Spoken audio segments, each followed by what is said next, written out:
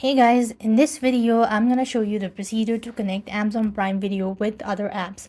You can connect Amazon Prime Video with other apps in a few different ways, primarily by either linking a third-party account to your Amazon account or by subscribing to Prime Video channels. Now, for example, you can link your Amazon account to other app services. Like this service allows you to link digital mobile libraries from various retailer. So for that, what you want to do is just sign in Movies Anywhere account on website or an app.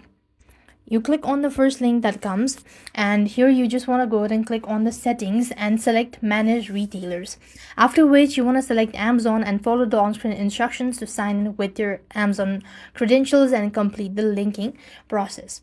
And you could connect your Prime Video mobile app to devices like Chromecast or Fire TV for viewing on a large screen as well. You could ensure both your mobile device, phone, tablets, and a streaming device Chromecast are on the same Wi-Fi network. And you also want to open the Prime Video app onto your mobile device and tap onto the cast button and select the target device from the list, then select the title that you want to watch.